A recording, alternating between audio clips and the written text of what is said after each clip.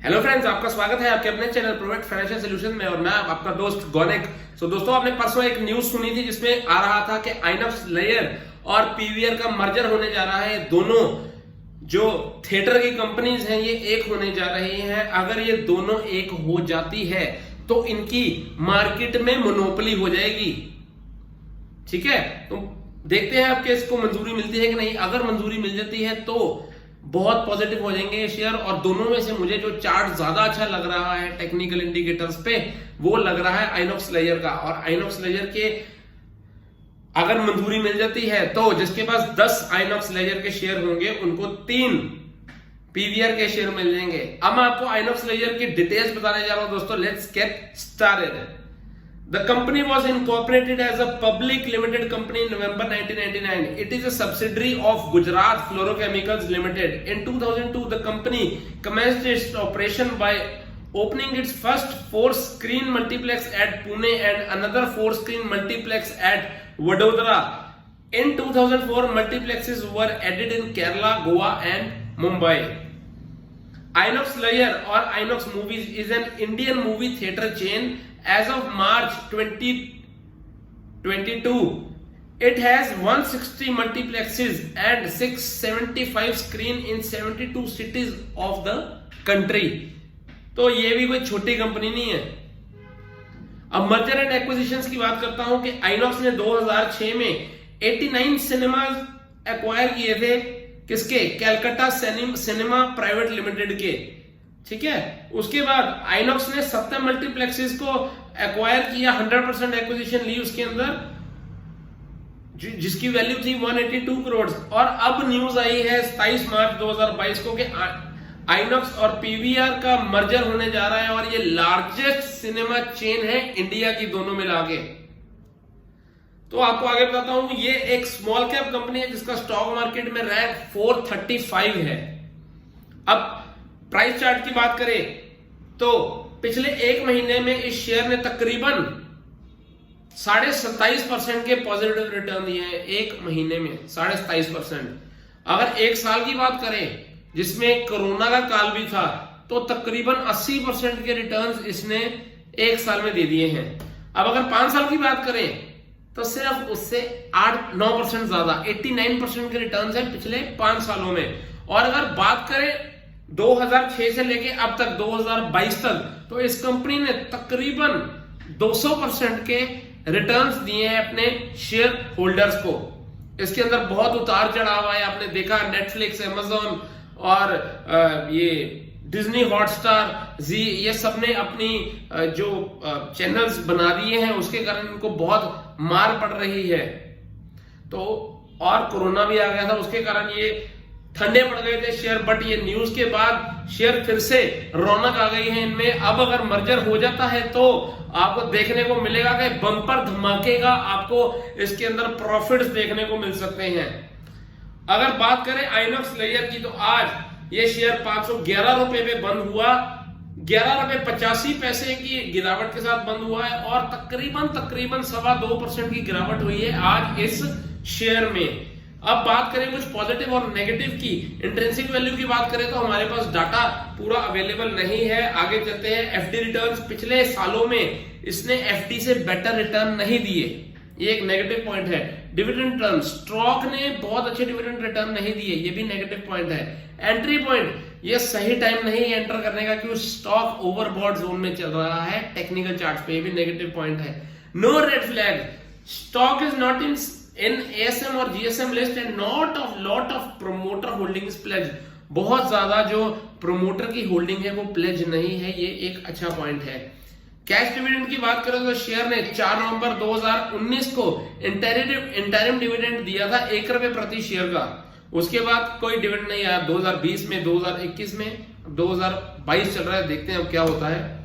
Holding trend की बात करें पिछले 6 महीनों में कंपनी में जो प्रोमोटर की होल्डिंग है वो कांस्टेंट रही है, ये पॉजिटिव पॉइंट है। लो प्लेज प्रोमोटर होल्डिंग, प्रमोटर की अगर कोई प्लेज होल्डिंग थी वो उन्होंने कम कर दी है, ये बहुत अच्छा पॉइंट है कि प्लेज शेयर को छुड़ा लिया है कंपनी ने अपने।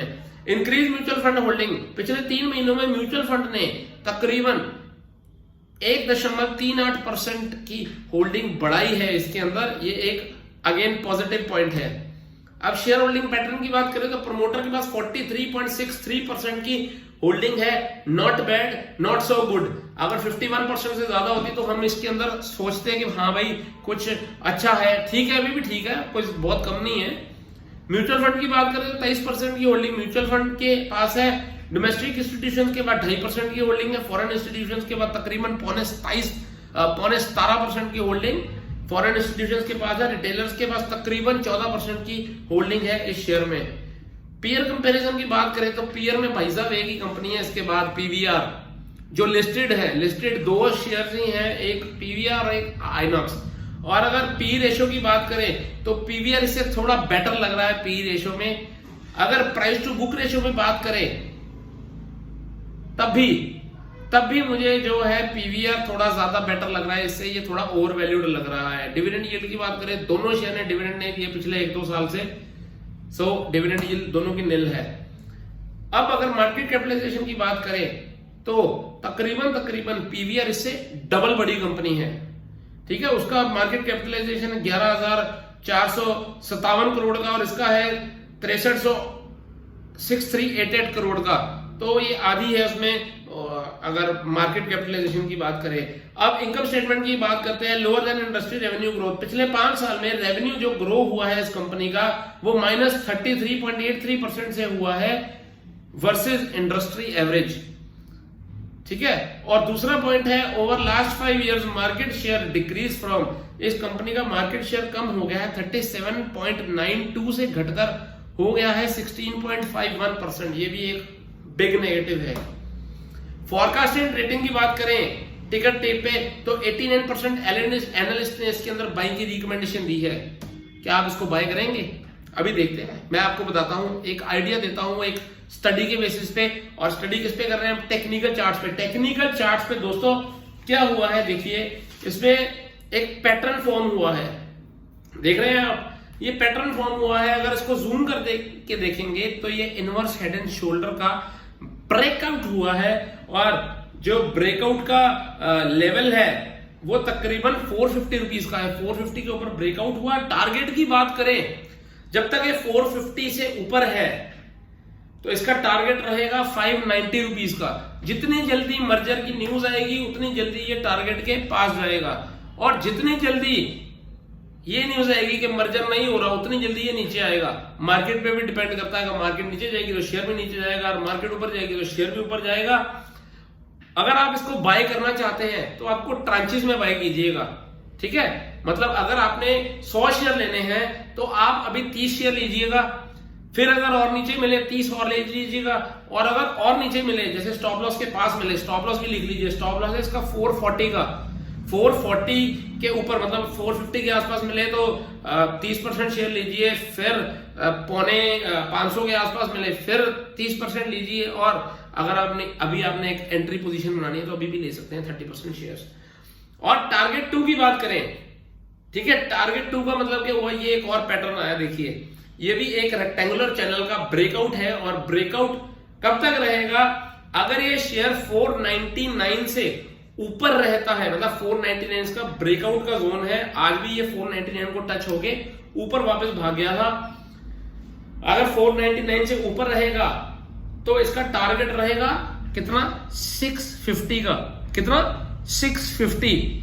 और अगर बात करें स्टॉप लॉस की तो उसके लिए स्टॉप लॉस रहेगा 490 रुपीज का। जब तक शेयर 490 से ऊपर है आप मान के चलिए भाई साहब आप सेफ हैं टारगेट 2 के लिए, और जब तक शेयर 440 से ऊपर है तो आप मान के चलिए टारगेट 1 आपको देखने को मिल जाएगा। वो आज मिलता है, कल मिलता है, 6 महीने बाद मिलेगा, बट देखने को मिलेगा अगर स्टॉप लॉस से ऊपर है। मेरी इस शेयर में होल्डिंग अभी बनी है, मैंने कल ही होल्डिंग बनाई है इस शेयर के अंदर, और आपको बाय की कोई रिकमेंडेशन नहीं है। अपनी स्टडी खुद कीजिए, अपनी जिम्मेवारी खुद लीजिए। मैं तो सिर्फ आपके साथ एक चीज शेयर कर रहा हूं, जो मेरे को पता था डाटा उसको शेयर कर रहा हूं, राइट। अब आगे बात करते हैं 50 डे, 100 डे, 150 डे, 200 डे, सारी मूविंग एवरेजेस के ऊपर शेयर ट्रेड कर रहा है, जिसको हम सुपर बुलिश मानते हैं। अब टेक्निकल इंडिकेटर की बात करें तो सबसे पहले एमएससीडी में पिछले 5-6 दिनों से पॉजिटिव हिस्टोग्राम बन रहा है, फास्ट लेन स्लो लेन से ऊपर चल रही है, जिसको हम बुलिश मानते हैं। आरएसआई 71 पे है। आपको पता है 50 के ऊपर RSI पॉजिटिव होता है और जब तक ये 80 को टच नहीं कर लेता ये ओवरबॉट नहीं होता। अभी ये सुपर बुलिश है। वॉल्यूम की बात करें तो कल और परसों वॉल्यूम बहुत ज्यादा आई थी, आज वॉल्यूम थोड़ी कम हो गई है क्योंकि यह शेयर नीचे गिरा था, आपने देखा है। DMI की बात करें, DMI में ब्लू लाइन स्ट्रेंथ की लाइन है और स्ट्रेंथ किसके साथ है? ग्रीन लाइन ऊपर है ना और येलो लाइन नीचे है। ग्रीन लाइन बायर की है और येलो लाइन सेलर की। आज थोड़े सेलर बढ़े क्योंकि शेयर नीचे आया था, बट ओवरऑल स्ट्रेंथ बढ़ रही है शेयर में। अभी बहुत ज्यादा स्ट्रेंथ तो नहीं है बट स्ट्रेंथ है। आने वाले दिनों में स्ट्रेंथ और बढ़ सकती है। देखना पड़ेगा कि ये बायर के साथ बढ़ती है कि सेलर के साथ बढ़ती है। वीडियो अच्छी लगे तो मेरे चैनल को सब्सक्राइब कर लीजिए, नोटिफिकेशन बेल आइकन को प्रेस कर दीजिए और अपने फ्रेंड्स के साथ शेयर करना मत भूलिएगा जिनकी आप केयर करते हैं। लाइक कीजिए, कमेंट भी कीजिए अगर कोई दिक्कत आ रही है। थैंक यू दोस्तों, लव यू, बाय बाय।